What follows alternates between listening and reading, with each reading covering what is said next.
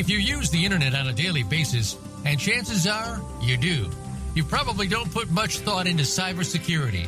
You know, your network connections, the pages you visit, the files you download. You should be thinking about these all the time. Welcome to And Security for All. Your host is Kim Hakim. We're here to help you understand, in general terms, how and why your cybersecurity should be kept in check. Now, here is Kim Hakim. Hello all, welcome to another episode of And Security for All. I'm your host, Kim Hakim. Very excited to be back.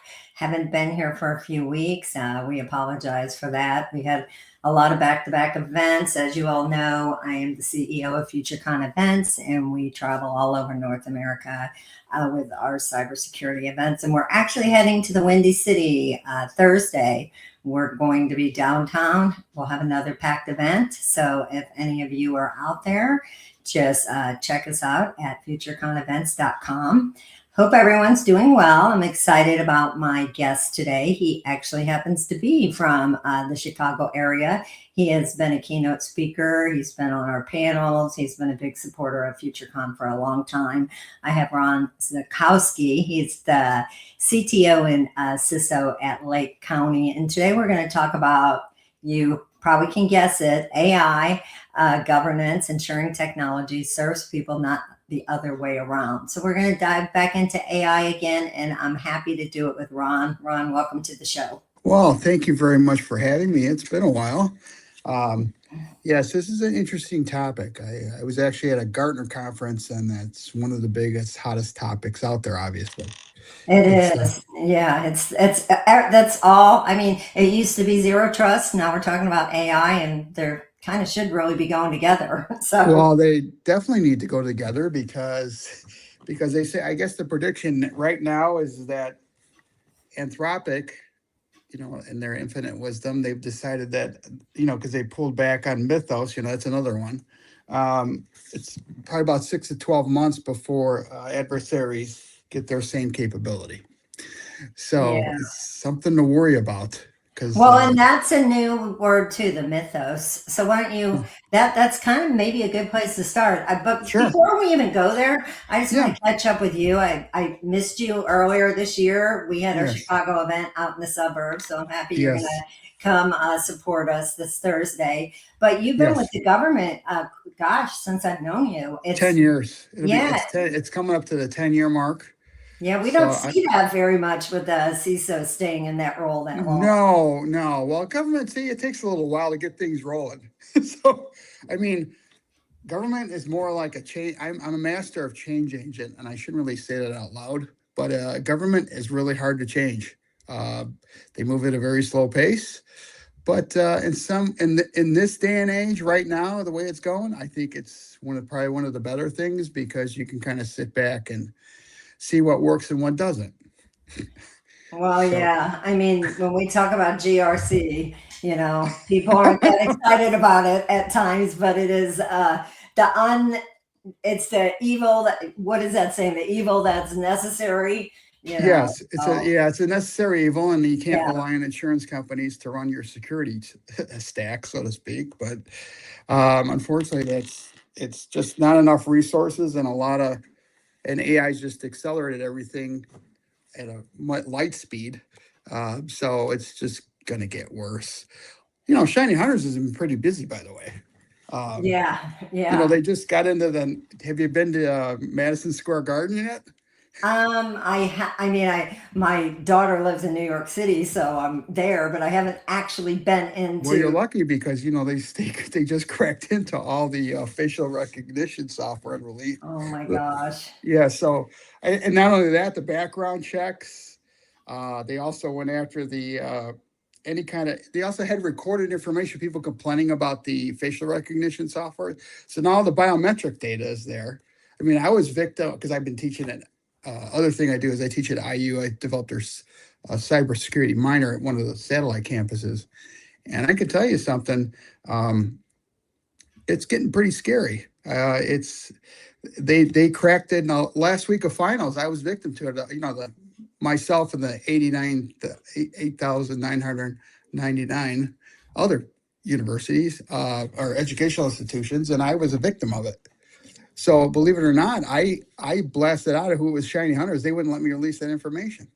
Wow. Ironically. Well, so I hate to ask this because I should know this, but I'm not a basketball fan, but I did watch everything going on with the Knicks. So is that where well, I mean, how could you not? I mean, yeah, I know. It was pretty exciting. Even very exciting. Yeah. So is that, for those that are basketball fans, don't get mad at me for asking this, but is that where they play at Madison Square Garden or no? Sometimes, yes. They played because it was in New York, wasn't it? Yeah, they played the Spurs, San Antonio Spurs. Played the Spurs, but I didn't know what the venue. I think it was, yeah. Let me think for a second. It was like. I mean, that was last week, I think. Yeah, it was last Tuesday. So yeah, I'm a Chicago fan, so I'm not anti-New York. So well, it was a good game. I mean, they were playing, that series was good. So. It was, and I'm not a basketball fan, but funny enough, where I was at one of our events, and Heather, who's in the background, we were in Seattle, and it was one of the games was playing on the screen at the bar. So that's when I kind of started watching it, and then I just kind of kept up on it on Instagram. Well, it gets exciting. The playoffs are actually exciting. Yeah, they play at Madison Square Garden. That's their home games are there. So did this hit on Madison Square Garden just happen, and it's Shiny Hunters again? I didn't know about that one. It just got released. I think it just all launched June 10th. I want to say something like that. Yeah, I just read about it. It's interesting. It scares me with the biometrics because they've been pushing non-passwordless, and then it's the tracking that's going on. I work with law enforcement here. Just because it's a county government and there's multiple islands, you have 911, you got courts, you got local police, you got jails, you got parks, all kinds of fun stuff, and they all do different things. But but that's scary that they're able to access background checks, records, just things that they shouldn't have any access to. I don't know how they're getting in. They got, I knew, believe it or not, one of the book publishers, going back to the educational side, one of the book publishers contacted me and says, yeah, our information's been compromised. To go, here it comes. I knew they were going to go after Cengage because there's been this big push. I mean, that was the vendor Cengage, but I mean, they're going to go after Canvas because any kind of big data repositories is what they're coming after. I mean, and that's, and it's when it starts affecting schools, it really bugs me. Chase, I just saw Chase's little blurb he did on LinkedIn. He's been trying to help. Well, he's not have anybody take him up on it, but he's offered for free to go into some of the schools. I mean, it's a big thing. I mean, I knew Shiny Hunters went after Power School 2 years prior to this. You knew they were going to target the actual systems themselves after that. Yeah, I mean, that's our future of the schools. That's scary. I mean, it allows people to go to work, right? Mm-hmm. I mean, parents can go to work because their kids are at school. You want to let them have a normal life, Yeah. I thought Shiny Hunters, after that happened with Canvas, I know they settled. They paid. Well, it's a third-party vendor. The university, it's a third-party vendor. It's third-party vendor risk. I mean, it's always that risk. But I mean, they try to force instructors in to use the software. I use it limited. I rely on a multitude of resources because I always rely on a backup. Imagine that one, right? I mean, I've been down it before, and I think IU, the university itself, had its own software that they developed, but they just couldn't keep up all the time. And they decided to go with an outsourced vendor, and now they're probably shooting themselves in the foot. I mean, it wasn't just them. I mean, Princeton was getting nailed a couple of times. They got warning shots. They were coming in there, so I don't understand some of this stuff. So do you think this is the classic case of you pay and it's going to happen again? Absolutely it is. Yeah. Because, I mean, with the AI tools, you can do a lot of legwork and figure out where there's information. There's a lot too much information that gets posted out there. I mean, to be honest with you, I mean, they wait around and think about it, everything's blasted on the internet. I mean, there's companies bragging about what they're doing, and I mean about some of the projects they're working on. And I mean, look at, there's 3 schools, like with Anthropic, right? There's 3 schools of thought. They're thinking like, oh, with Mythos, well, some people say that, okay, well, let's look at, maybe it's just a marketing ploy, and, oh, is it really serious? It's like, well, they should lock it down. I mean, nobody knows what to believe. But so tell us a little bit about Mythos. And that's interesting because I didn't go to our last 2 events because I had an injury that kept me from traveling. So it's funny just missing 2 events because I sit in the conference room, I listen to everything all day, and then just so much can happen in 1 month. Well, it's because it just got released at because the government shut it down with it. And they found out that they did a red team pen test on it, and they cracked they were able to crack most of the NSA systems, and reverse engineered it and everything. So that's why they got scared. So it's done through its own testing. It identified thousands of 0-day vulnerabilities, okay, across every major operating system and every major web browser, right? Including the 27-year-old bug in OpenBSD, which was a very solid operating system, famous for being hard to break. It didn't find the flaws, changed them together, reverse engineered it, and believe it or not, they're working exploits autonomously. So working for the government, I mean, you started off talking about how slow things happen. I mean, I did spend a long time in the Navy, so I do understand. Well, then Yeah. So what do you think? Do you think that what are the biggest risks that scares you if things aren't moving fast enough when we're talking about the government? The thing is that with government, I mean, let's just face it, the government employees in general, I'm not including me in that realm, but they're put in positions where they may not necessarily be as qualified because of political things, except for like courts, right? Except for law enforcement. Okay, but other government positions like tax collections and stuff like that, those employees aren't definitively, they'll just put there for political affiliations. So I've even worked with the Indiana Supreme Court they have an AI governance committee. They've written some proposals, but what they're trying to stop is basically, the human element part of it. Okay. Because don't look for some of the promises, like black box tools that don't reveal what's running in the background, things to automate decisions made by judges. So you don't want to have any automation it's one thing to have a chess game automate you. I mean, come on, IBM did that back in 1997 when they had Deep Blue take care of Gary Kasparov in a chess match. That's one thing. Okay, but not for making decisions on humans themselves. I mean, even the actual facial recognition has identified people incorrectly. And the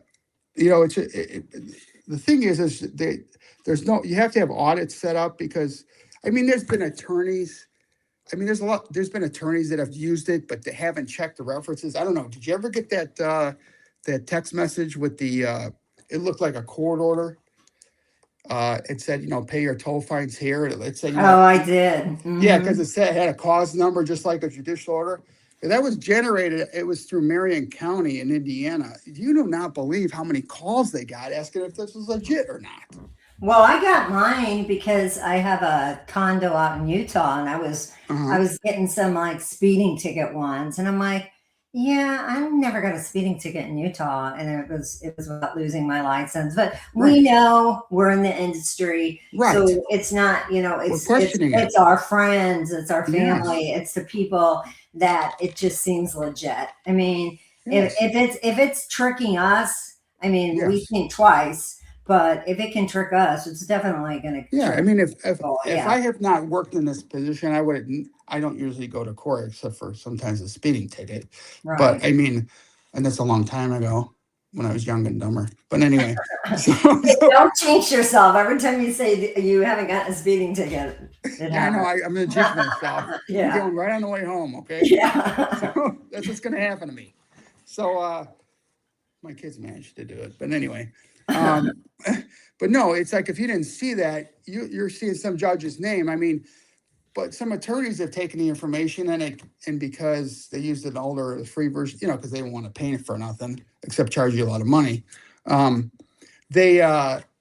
It quotes a wrong statute. So, I mean, I would know to go look up a statute on the, because they offer that free on the website, all the statutes for a different state. So it makes up a statute number. So it says, well, that doesn't exist. Well, guess what? It doesn't. So I know to look for that. But I mean, I've had people that work here with me ask me that, hey, is this legit? I go, are you kidding me? And my thing is, I mean, it's like, if you haven't paid the ticket the first place, what makes you want to pay it now? I mean, you blew through the toll booth without having the iPass on, right? Or the Easy Pass. So hoping to God they won't catch you, and they got the license plate readers. So it's like, I mean, I just can't believe the sense of urgency some people get, the anxiety that they get. And it's like, well, you kind of went through it before then without it. So why would you haven't paid it before? I mean, and then if you haven't traveled, obviously, but they catch you in a pinch, it's like everything else. It's the same old story. So how are you managing it as the CISO, for the county, for Lake County? What's your, I hate to go back to the old cliche, what's keeping you up at night, but are more things keeping you up at night than 5 years ago? Not as much, because it took a while when I first started. I really didn't have anything on cybersecurity or anything, to be honest with you, till I started bringing policies together, because we got ransomware back in July of 19. Early stage. I mean, another county actually got hit prior to that, and I said, well, that's just a warning shot. Be prepared for it. And it happened. Shut the email server down on us. So since then, I mean, I did have people ask me if I keep the email server down for 2 months, by the way. So just because the mass amount of emails you get, but we learned from that and started doing things the right way, even though it took time, and just kind of segmenting things out and what made sense and what been pretty slow to go to the cloud.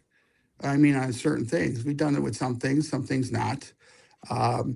But you realize that county government doesn't move that fast. I mean, we were basically migrated to Oracle because we had an older financial system, which wasn't my doing. I would have never done that, but I tried. Sometimes, what people don't understand is county government is set up, and like the federal, there's different entities, and they all try to make their own decisions. So but it's been, I sleep a lot better, just because I put different, because I deal with the security cameras and access to the building, all the IoT stuff too. And I've upgraded a lot of those systems and cut off a lot of access, and basically forced, because we have an outsourced data center. It's part of, because we receive federal funding for data processing. It's just part of the process. And I feel a lot more comfortable because we've been able to secure things a lot better. Are we perfect? No. But I mean, we don't control the water supply. Well, that was going to be my next question, because that is what I've had too many guests on this show that, I have Amazon deliver me water like every 2 weeks that I keep in my garage, because I get freaked out from everything I hear.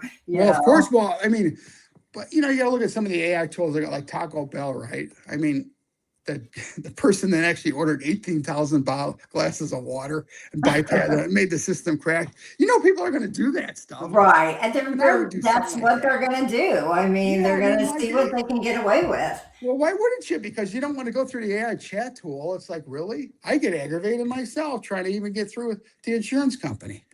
Oh, what can I really help you with? Even for healthcare, realistically? Yeah. I mean, do I need this? No. That's what I say. I mean, it's supposed to work for me, not for it. Hey, I've got an AI sensor on my washer, right?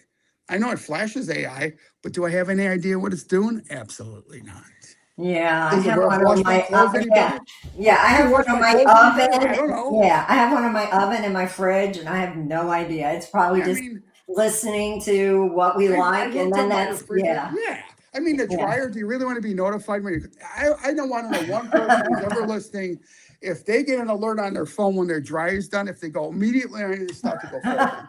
I don't think so, because I don't. Yeah, I was stressing out today. I have things down there that haven't been folded in like probably 4 days, so I got to get that done. That's why I blast that link in. I go, I want AI to fold my clothes for me. Yeah, that's when I'll buy into that. Yeah, yeah. When they can come over and fold them up for me, I don't care what order you fold it in, because I can figure that out as a fact. Somebody commented yard work, right?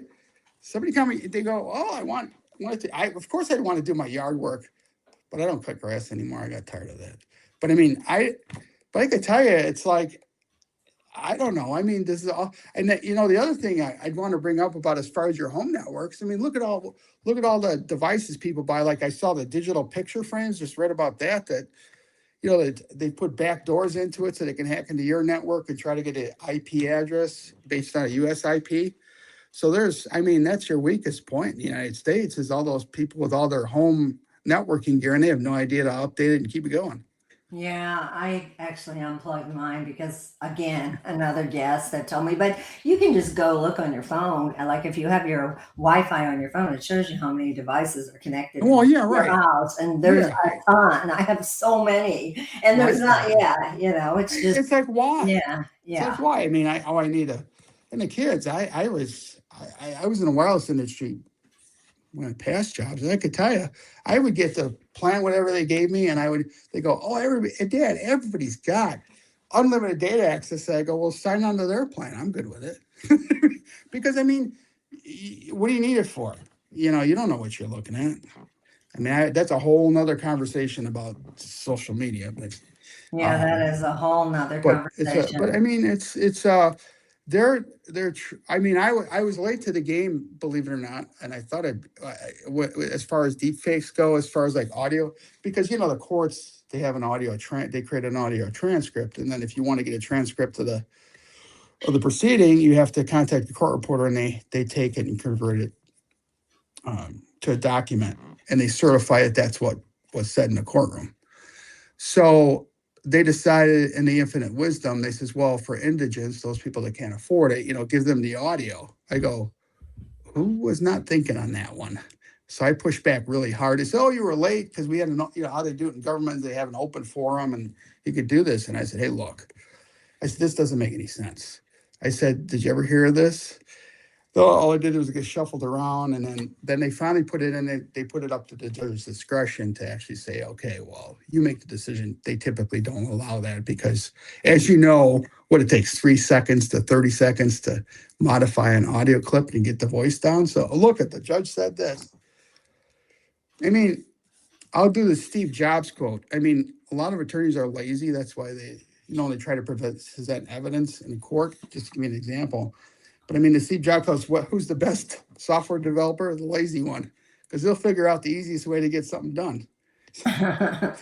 Well, when we're talking about AI governance and, ensuring that technology serves people and not the other way around, when you're working for the government, how, especially because you guys are locked into contracts with, third-party vendors. Yes. How are you dealing with some of that where, you could be like I hate to ever mention any vendors because they support FutureCon, but again, things happen. We hear it, we see it. So what do you do when you're locked into something that you're not feeling safe with when you're working for the government to get policies changed? Well, contracts. Yeah. Well, we basically have the advantage that we have is we have judges.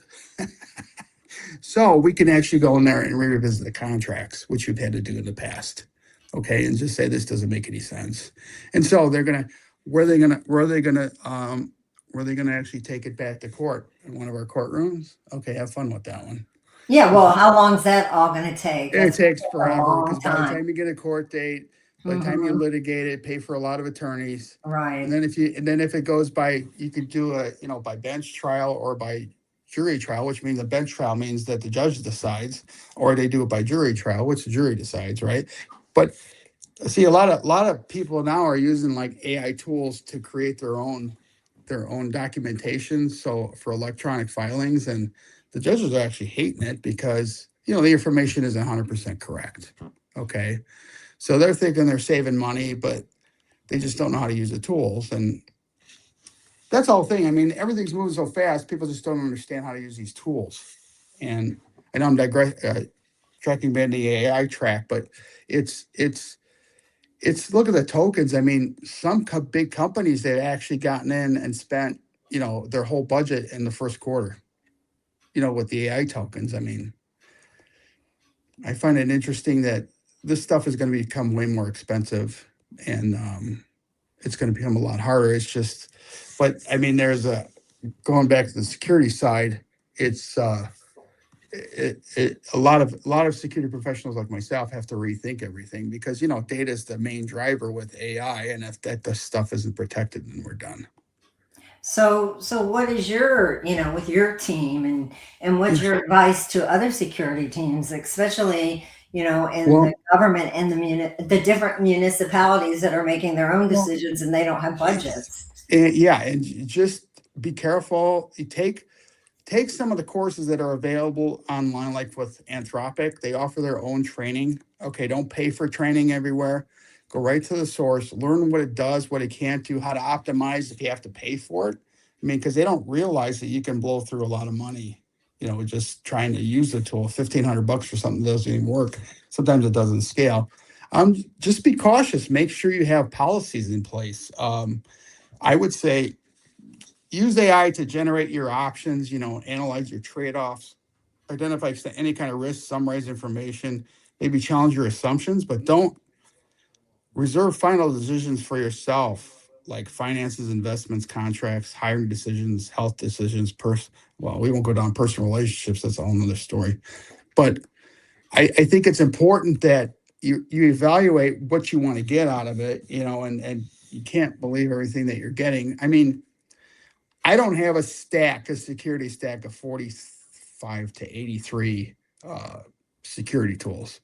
I mean, there's been charts people have put together already on the probability of what your payback is, and security teams are going crazy with all the alerts going off. I don't know anybody. I don't know if you know anybody, Kim, that has 45 alarms, okay, or 43 alarms to wake up in the morning. All right. Yeah, that's crazy. Right. So you think about all these alerts flying at you. You got your teams flying off in 16 different directions. And then you've got, is it valid? Does it apply to me? Is this security risk apply to me? I don't know. I mean, so I think the other thing I'll say is that if you're going to do development, we don't do a lot of software development itself.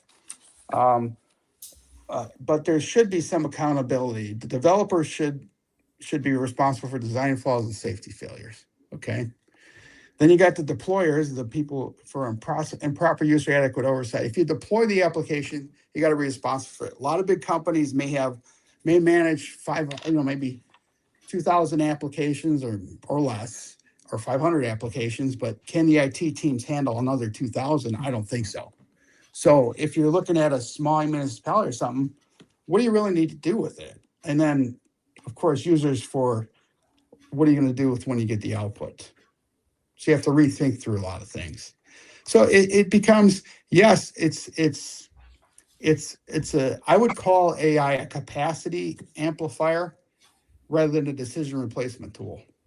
Well, that's what I was kind of going to go towards that angle next, is when you talk about the different layers of the security team, starting with the developers. Do you feel like the developers are going to be one of the replaceable teams by AI? I don't think so, because I think you still and they still have to. All the thing is going to, like, Claude can write the code for you, right? Mm-hmm. Okay, so instead of writing 10,000 lines of code, into 100,000, right?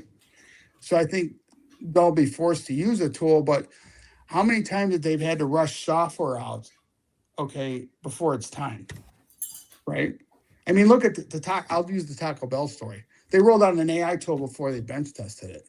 Like, who would have thought of, like, can you order me 18,000 cups of water and see if it crashes, right?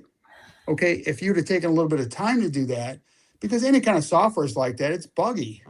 It's always buggy because it's always, I got to get out the market. I got to get out the market. This is going to be a key differentiator.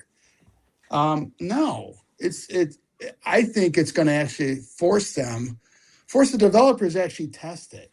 You know what I mean? To put it through some thorough testing and make sure that there's no, I think for decades been trying to build secure code, right? And it's just because the business requirements been too heavy, and it just gets more common. You know, each new management team that comes in an organization wants to look at things differently, right? Well, and they want to try to cut budgets right, and then what do you think the CEOs are complaining about? Here's an example. Okay, you're forcing me to give an AI tool to everybody in the company. Okay, so but I can't take that tool back if they're not using it, because I have to go ask them if it's okay if I could take the tool from you. And this is just my random conversations, okay? Not specific companies. So it's like, then I spend all this money on, if I blow through my AI tool budget in the first quarter, okay, all of a sudden I have all these people out there doing things. And all of a sudden the company stops making money for 1 second. What do you think the CEO is going to come back and say? You're spending way too much money now. You could cut your budget back. Now what do I do? Right? So, you know, they're kind of caught in a rock and a hard place. I mean, I can tell you, one company actually was one person away using an automated AI tool for processing, you know, speeding up processing and stuff. Guess what happened? If that person hadn't stopped it, money had been flying out the door. Because, you know, I mean, with the AI tools, they develop authority drift. Basically, they gradually get more authority to access different systems. What do they say? I'm sorry. You know, it's you know, all this was basically derived, you know, a lot of the funding, funding came from, you know, like, we're going to be able to cut jobs with this. I don't see it. So is the government, are you seeing more funding being put towards security teams? Oh, yes, definitely. Because they've done it first, you know, with all the school incidences, right? They spent more on trying to track, you know, tie in to at least get a lot of the video coming in so they can, you know, try to preempt an event happening, because it seemed to be happening, you know, more than they should be.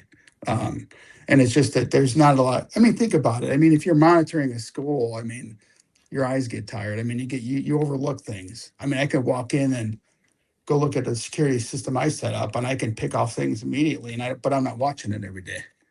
So I think that's where AI comes into play, where you can start to watch trends, and you can, you know, put a person's picture in there and have it track it and say what's really going on in there. Well, I know one thing that I've seen different, like with us this year, is that our events are exploding with attendees, because I feel like people just can't get enough information. People are scared. So, and, you know, I'm proud to say that, you know, we bring in really good speakers, and, you know, we provide a lot of education, but I do talk to the attendees and I hear them. And these are obviously the security practitioners that are worried about their jobs. And I've seen so many CISOs. It seems like the amount of CISOs that we see out there are declining. Yes. And it's, you know, so many good friends of mine that continue to lose their jobs all the time. Yeah, because, and the reason for that is that the CISO position, I mean, think about the reporting structure, right? The CISO will report to us, hopefully to the CIO, and not to the finance guy, right? But I mean, even the CIO himself may only report, he doesn't have a direct line to the CEO. Okay, so you're kind of caught, because, I mean, as a CEO, you put yourself a CIO hat, you want to make sure everything stays up and operational, right? So you've got budget priorities to making sure the systems are there, and then security becomes secondhand, hopefully, that, because you're never going to have 100%, you know, like totally secure. It's just your risk tolerance, right? But they're just but the CISO position has always been a hangman position. That's what I call it. I mean, some of my peers, some have lasted 15 months out of 18 working 80-hour weeks. Right.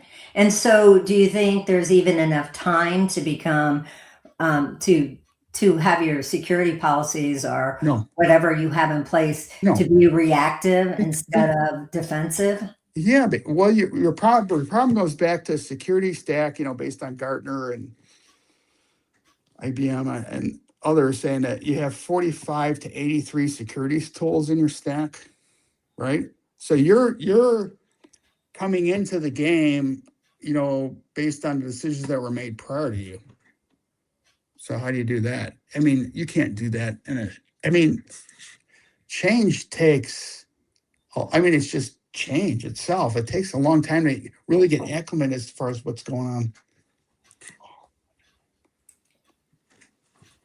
So, it takes time to do that. So I don't really think that they have every right to be scared, because it's not throwing the right questions to ask. They developed a CISO role, right? The virtual CISO, where you don't have to pay out as much. Mm-hmm. And they're hoping some of the AI tools will fix some of this stuff, but you got risk management tied into there. I mean, you got to build relationships, and it's a selling position.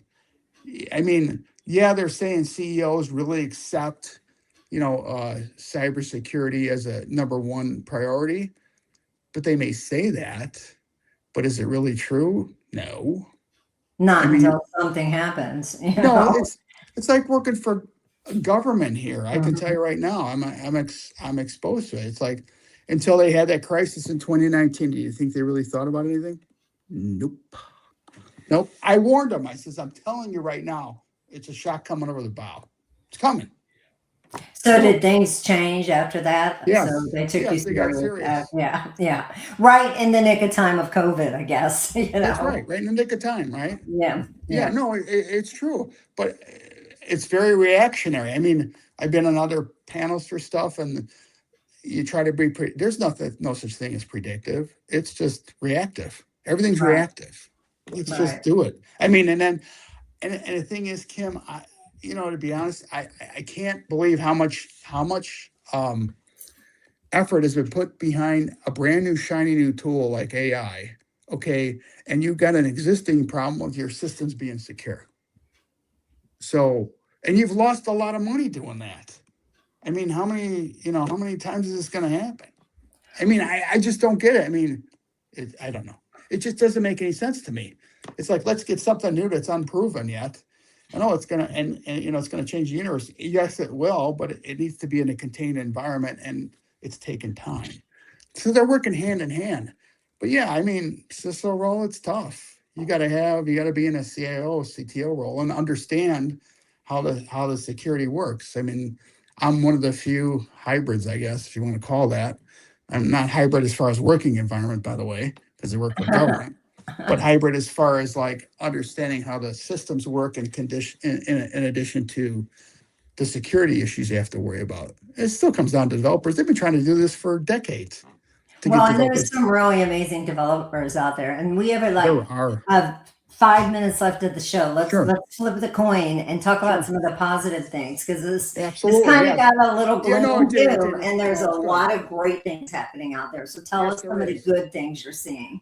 What I'm seeing is well, they're actually able to find a lot of the flaws, right, that are in the code. Okay, and it's also it's allowing, I think, that a lot of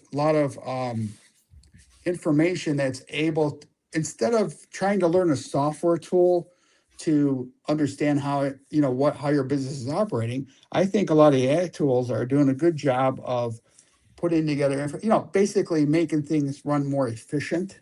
Okay, as far as the positivity goes, I think that there's a lot of capabilities where you can actually take a look and analyze what's going on in regards to how your company's performing in real time. And I think that it's not going to be human defense anymore. It's going to be machine defense, but it's going to, as long as humans are involved in the whole process, I really believe that we're going to be very successful with it. Yeah, it looks like we are taking way too much of your time in your CISO role, because it looks like your team needs you. Yeah, I'm sorry. Yeah, it just happens. Oh, it is totally fine. I mean, yes, there's never a dull moment, I'm sure, in your job. So But I think, we are hearing a lot of great things that are happening in the industry, and we are catching some of these criminals, which, is a positive thing as Yeah, it well. is. It You is. It is. And you're able to identify trends too, right? You're able to see a lot more trend. If you can see, that's why they stopped Mythos. Okay. So they finally figured out, well, our systems weren't as secure as we thought they were. So I think that's a good thing.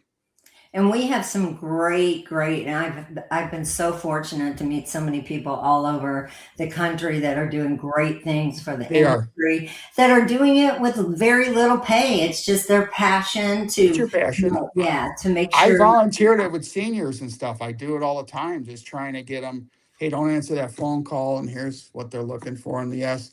And I've been very successful in here. I don't mind, doesn't matter my title. I mean, I'm busy, but I'll take a stop and say, hey, does this look legit? I want them to ask the question because it makes sense, right? Yeah.